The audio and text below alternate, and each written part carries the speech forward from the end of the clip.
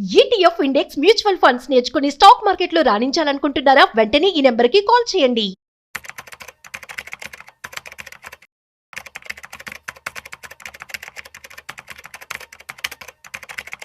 Sir నమస్తే sir. నమస్తే sir. Sundara Rao గారు, ఇప్పుడు గోల్డ్కి సంబంధించి మనందరికీ బాగా తెలిసింది 22 క్యారెట్స్, 24 క్యారెట్స్. 22 క్యారెట్స్ అంటే మనం ఒంటి మీద ధరించే ఆభరణాలు, 24 క్యారెట్స్ అంటే గోల్డ్ బిస్కెట్లు, గోల్డ్ బార్లు. బట్ ఈ మధ్య కాలంలో ఈ గోల్డ్కి సంబంధించి మళ్ళా ఏదో 18 క్యారెట్స్, ఏదో మళ్ళీ 14 క్యారెట్స్, 9 క్యారెట్స్, 10 క్యారెట్స్ అంటూ కూడా రకరకాల గోల్డ్ క్లాసిఫికేషన్ వచ్చేసింది. మళ్ళీ దీంట్లో ఏదో ఏదో రోజ్ గోల్డ్ అంట, వైట్ గోల్డ్ అంట, బ్లూ గోల్డ్ అంట, రకరకాల క్లాసిఫికేషన్ కదా. ఎస్, ఒక్కసారి అసలు గోల్డ్కి సంబంధించినటువంటి ఎటువంటి క్లాసిఫికేషన్స్ ఉన్నాయి, దేని ఎలా అర్థం చేసుకోవాలి? అచ్చం ప్యూరెస్ట్ గోల్డ్ అంటే 24 క్యారెట్స్ అండి. 99.9% గోల్డ్ ఉన్న దాన్ని మనం ప్యూరెస్ట్ గోల్డ్. ఆ గోల్డ్ అంటే 24 క్యారెట్స్ అనమాట. అయితే ఇది మరీ వెరీ సాఫ్ట్ గా ఉంటది. ఎంత సాఫ్ట్ అంటే గట్టిగా వచ్చామనుకోండి డిజైనింగ్ అంత పోద్ది. గట్టిగా ఫోర్స్ గా నువ్వు నొక్కామంటే డిజైన్ పోద్ది. అది అలాంటి మేడం మీద మనం ధరించలేం కదా. ప్రెజర్ గ్రోత్ ఊరికిన డిజైన్ పోతుంది కదా, అప్పుడు ఆర్టిజన్ యొక్క వర్క్ పోతుంది కదా. అందుకని దీన్ని బంగారం రూపంలో మనం బిస్కెట్స్ రూపంలో నిల్వ ఉంచడానికి పనికొస్తుంది తప్ప వంచడానికి పనికిరాదు. ఎందుకంటే గట్టిగా ప్రెజర్ క్రియేట్ చేస్తే ఒత్తుపద్దు కాబట్టి. అందుకని మనలో ఏం చేస్తారంటే దాన్ని ఆర్నమెంట్ లో వాడటం కోసం బంగారాన్ని తగ్గిస్తారనమాట. బంగారం ప్యూరిటీని తగ్గిస్తే వేరే మెటల్ ని లోడ్ చేస్తారు. సో 22 క్యారెట్స్ అన్నాం అనుకోండి, 91.6% గోల్డ్ ఉంటుంది. 91.6% గోల్డ్ ఉంటుంది. రెస్ట్ ఆఫ్ థింగ్స్ ఏంటంటే వేరే మెటల్స్, కాపర్ కావచ్చు, పెడలియం కావచ్చు, లేకపోతే మన సిల్వర్ కావచ్చు, వీటిని యాడ్ చేస్తారు ఆ స్ట్రెంత్ కోసం. ఓకే, ఇప్పుడు ఇది సాఫ్ట్ అయిపోద్ది, వెరీ సాఫ్ట్ నుంచి కొంచెం సాఫ్ట్ అయిపోద్ది ఇది. కాబట్టి నువ్వు ఇంకా డిజైన్ చేసుకోవచ్చు, దారం లాగా థ్రెడ్స్ లాగా ఓపెన్ చేసుకోవచ్చు అన్నమాట నీకు. So 22 carats very popular. 22 carats తర్వాత 18 క్యారెట్స్ అండి. 18 అంటే 75% గోల్డ్ ఉంటుంది.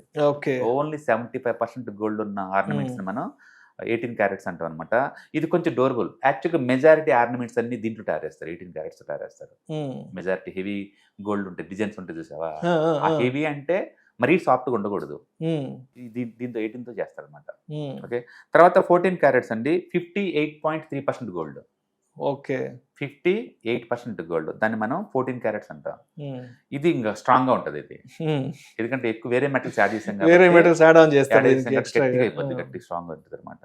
10 క్యారెట్స్ అంటే నథింగ్ బట్ 41% గోల్డ్. 41% గోల్డ్ ఉంటుంది అంటే మిగతా 60 వేరే అదర్ వేరే ఉంటుంది, లోహాలు కలుపుతారు. అవును, అది very strong.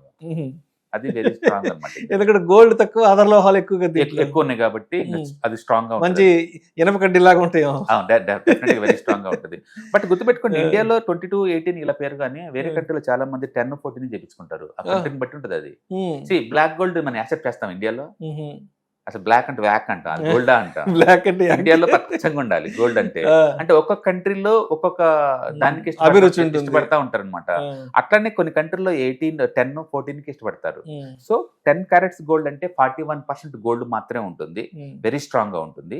And 14 carats gold అంటే మాత్రం 58% గోల్డ్ ఉంటుంది, ఇది కూడా స్ట్రాంగ్ పరంగా ఉంటుంది. 18 క్యారెట్స్ అంటే 75% గోల్డ్. 22 అంటే 91.6% గోల్డ్. 24 అంటే అల్టిమేట్ గా 99.9% ప్యూర్ గోల్డ్ అనమాట. ఇవి మనం క్యారెట్స్ పరంగా చెప్పుకుంటే. ఓకే, ఇప్పుడు ఇదే కలర్ వైజ్ చెప్పామనుకోండి, గోల్డ్ మనకి ఇండియాలో అయితే ఎల్లో కలర్ చాలా popular, yellow colour. But abroad లో చాలా వాటిలో black, yellow, rose colour and silver colour, ఇవి చాలా పాపులర్, ఈ 4 కలర్స్ అనమాట. ఈ కలర్స్ ఎలా వస్తాయంటే ఈ గోల్డ్ లో కనుక ఎక్స్ట్రా యాడ్ చేస్తారు కదా 18 క్యారెట్స్ అంటే ఇవన్నీ. ఆ యాడ్ చేసినప్పుడు సిల్వర్ గానీ, కాపర్ గానీ, జింక్ గానీ, లేదా పెలాడియం ఇలాంటి మెటల్స్ లోడ్ చేసినప్పుడు ఆటోమేటిక్ దానికి కొన్ని కలర్ దీనికి అటాచ్ అవుతుంది. దానివల్ల గోల్డ్ కి ఆ కలర్ వస్తుంది అనమాట. ఓకే, అండ్ ఎల్లో కలర్ వచ్చింది అనుకోండి, ఆ ఎల్లో కలర్ 22 క్యారెట్స్ గోల్డ్ అనుకోండి, దాంట్లో 5% సిల్వర్, 2% కాపర్, 1% జింక్ కలుపుతారు, అందుకే నీకు ఎల్లో వస్తుంది. ఇది 22 క్యారెట్స్. అదే 9 క్యారెట్స్ గోల్డ్ అన్నాం అనుకోండి, గోల్డ్ 91 బదులు 37 పెడతాడు. అండ్ సిల్వర్ 42% పెడతాడు. అండ్ కాపర్ 20% పెడతారు. ఇది 9 క్యారెట్స్ గోల్డ్ అంటే. అంటే సిల్వర్, కాపర్ ఆ రెండు లోడ్ చేయడం వల్ల ఎల్లో కలర్ వచ్చేస్తాను నీకు. అందుకని కలర్ ఎందుకు వస్తుంది అంటే ఈ కాపర్, జింక్, సిల్వర్ పెట్టడం వల్ల నీకు ఆ కలర్ వస్తుంది అనమాట. అదే నీకు రోజ్ కలర్ కావాలనుకోండి 22 క్యారెట్స్లో 91% గోల్డ్ పెడతాడు, 22% కాపర్ యాడ్ చేస్తారు. కాపర్ కలర్ రెడ్ కాబట్టి ఆటోమేటిక్ రోజ్ కలర్ వచ్చేస్తుంది. ఓకే, నీకు రోజ్ కలర్ గోల్డ్ కావాలా దానికి కాపర్ని యాడ్ చేసుకోండి, ఏది 30% దాకా. అదే నీకు వైట్ కలర్ గోల్డ్ కావాలా, వైట్ కలర్ గోల్డ్ 22 క్యారెట్స్ అనుకోండి, నీకు ఎక్కువ సిల్వర్ని లోడ్ చేయాలి. సిల్వర్ ఆల్మోస్ట్ 30% లోడ్ చేస్తారు, అందుకని నీకు వైట్ కలర్ వస్తుంది. అందుకని మీకు ఏ కలర్ కావాలి. కొన్ని కంట్రీలో బ్లాక్, ఈవెన్ బ్లాక్ కూడా వెరీ పాపులర్. ఓకే, సో వాళ్ళు ఏ కలర్ లోడ్ చేస్తాను దాన్ని బట్టేసి వస్తుంది అనమాట. సో గోల్డ్లో silver, zinc and copper and Palladium, ఈ మెటల్స్లో ఏ మెటల్ లోడ్ చేశారు అని దాన్ని బట్టేసి నీకు బ్లాక్ కానీ వైటిష్ అంటే సిల్వర్ కలర్ కానీ రోజ్ కానీ అండ్ పింక్ కానీ వస్తాయి అనమాట. మీకు ప్యూర్ గోల్డ్ అయితే ఎక్కువ సార్లు లైట్ ఎల్లోయిష్ ఉంటుంది, ఎల్లోయిష్ ఉంటుంది అనమాట. సో అందుకని మనకి ఏ కలర్ కావాలన్నా లోడ్ చేయొచ్చు. అది ఎన్ని క్యారెట్స్ అవతల దాన్ని లోడ్ చేస్తున్నారు అంతనమాట. అది అంటే 18 క్యారెట్స్ చాలా పాపులర్. 18 అండ్ 22 మామూలు ప్యూర్ గోల్డ్ ఎక్కువ ఉంటుంది కానీ, బట్ 18 పాపులర్. 18 తర్వాత ఇప్పుడు నీకు ఏది లోడ్ చేస్తే ఆ కలర్ వచ్చేస్తుంది. అంటే చాలా మంది షాప్స్ వాళ్ళు ఏం చేస్తారంటే 18 క్యారెట్స్ని 22 అని చెప్పి కూడా అమ్మేస్తుంటారు చాలా మంది. ఆర్నమెంట్ లో ఉన్నప్పుడు మెయిన్ ఏంటంటే మీకు ఎంతకంత తెలుసుకుని తీసుకెళ్ళిపోవడం బెటర్. అండ్ బ్రాండెడ్ వాటిలో ఏంటంటే గ్యారంటీ కార్డులు, బైబ్యాక్ కార్డులు ఇస్తారు కాబట్టి తిరిగి ఇవ్వడం గ్యారంటీ. మన ఇంటి దగ్గర తెలిసిన వాళ్ళ దగ్గర తయారు చేస్తుంటారు, అక్కడ 18 22 ఇచ్చేస్తారు వాళ్ళు, ఆటోమేటిక్ మారిపోతుంది. బట్ పల్లెటూరులో ఏంటంటే వాళ్ళు కలర్ ని ఇష్టపడతారు, ఎల్లో ఇష్కుంటే ఎంత ఎల్లో ఇష్కుంటే అంత లైక్ చేస్తారు. బట్ వాళ్ళకి అర్థం కావాల్సింది ఏంటంటే ఆ ఎల్లో ఇష్ కలర్ అనేది గోల్డ్ నుంచి రావట్లేదు, వేరే మెటల్స్ వచ్చిన అర్థవతిసాలు. అందుకని కొన్ని కంట్రీస్ లో అయితే, ఆఫ్రికా కానీ లేదా వెస్టర్న్ కంట్రీస్ లో అయితే బ్లాక్ గోల్డ్ చాలా పాపులర్. వాళ్ళు డిగ్నిఫైగా ఉంటుంది అని చెప్పేసి బ్లాక్ పెట్టుకుంటారు. అది గోల్డ్ అనే విషయం మనం యాక్సెప్ట్ చేయం, మనం చేయం పర్టికులర్ గా. అందుకని ఇండియాలో గోల్డ్ అనేది ఒక స్టేటస్ సింబల్. చాలా మంది ఇన్వెస్ట్మెంట్ అనుకుంటారు కానీ ఇండియాలో అది ఇన్వెస్ట్మెంట్ కానే కాదండి, it's a status symbol. Okay, అది ఒక స్త్రీధనం లాగా ఇచ్చే ఒక వస్తువు అనమాట, అంతే.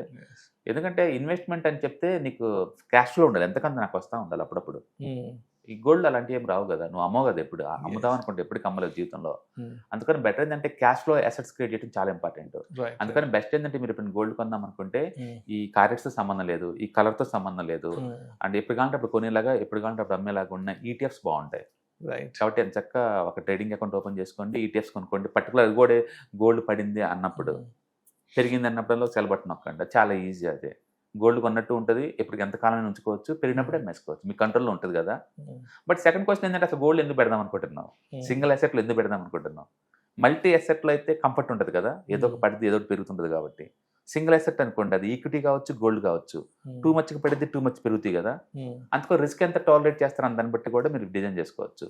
నాకు రిస్క్ వద్దు అనుకుంటే better to go for multi assets. నాకు రిస్క్ తీసుకుంటారు, రివార్డ్ ఎక్కువ కావాలనుకుంటే సింగిల్ అసెట్ జోలుకోండి, అది ఈక్విటీ కావచ్చు, రియల్ ఎస్టేట్ కావచ్చు, గోల్డ్ కావచ్చు. Thank you sir, thank you so much Sundara. Hi, నేను మీ సుందర రామిరెడ్డి. ఈ వాలటిలిటీ మార్కెట్లో మనీ ఎలా మేక్ చేయాలని ఆలోచిస్తున్నారా? అంటే స్టాక్ మార్కెట్ బాగా బ్లీడ్ అవుతున్న ఈ టైంలో పోర్ట్ఫోలియోస్ అన్ని కూడా బ్లీడ్ అవుతున్నాయా? అండ్ ఈ వాలటిలిటీని ఎలా హ్యాండిల్ చేయాలి, లాంగ్ టర్మ్లో మంచి పోర్ట్ఫోలియో ఎలా బిల్డప్ చేయాలో ఆలోచిస్తున్నారా? అలాంటి వాళ్ళ కోసమే ఈ వెబినార్. రాబోయే ETFs, index funds and mutual funds వెబినార్లో పార్టిసిపేట్ చేయండి. మీ నాలెడ్జ్ పెంచుకొని రిస్క్ని మినిమైజ్ చేసుకోండి. స్టాక్ మార్కెట్లో ఉన్న ఇలాంటి వాలటిలిటీని ఎలా హ్యాండిల్ చేయాలో తెలుసుకోండి. Thank you.